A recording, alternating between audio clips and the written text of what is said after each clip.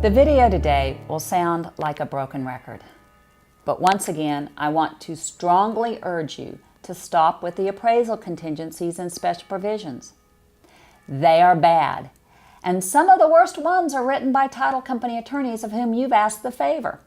No offense, fellow title attorneys, but let me read you one that came across my desk this week and see what you think.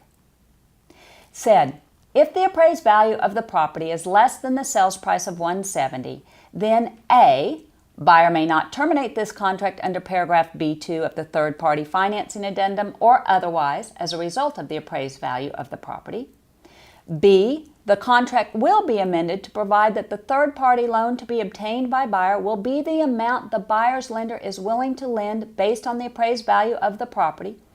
And C, the cash portion of the sales price of $170 payable by buyer at closing will be the difference between the sales price and the amount of the loan that the lender is willing to make, plus not less than $3,000. However, under no circumstances shall the sales price payable by buyer at closing be less than the list price of $165, which shall then become the sales price. What did that mean? The way I read it, the cash down payment is the amount of the difference between the approved loan amount and the sales price of $170 plus $3,000.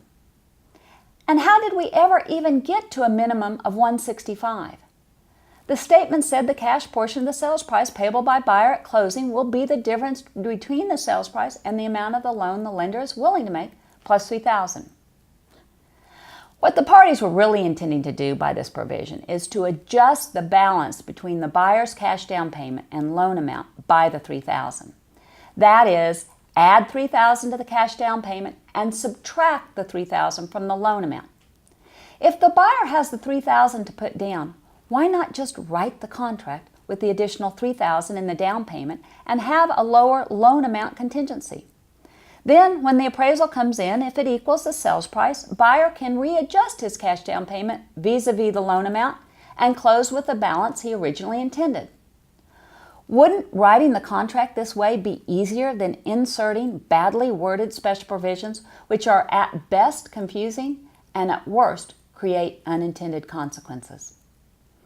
A client of mine has watched my videos consistently and heard all of my videos on these appraisal issues. Last week, after attending a TREC update presented by TREC's General Counsel Carrie Lewis, he sent me this email.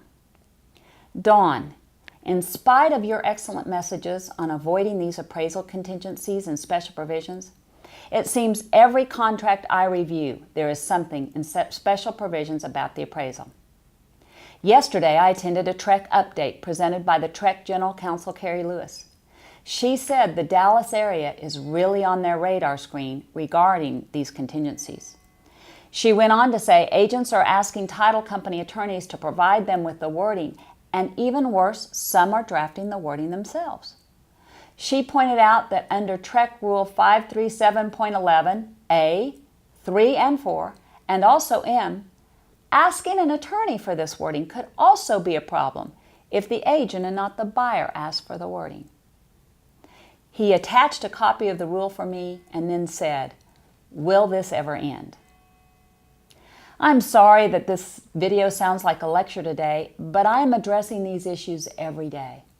As I explained in previous videos, almost every appraisal contingency can be effectively managed under paragraph 3 by adjusting the balance between the cash down payment and the loan amount accordingly. Allegiance is here to serve you and better prepare you to serve your clients. We thank you for the support, and please continue to watch our videos. Thank you.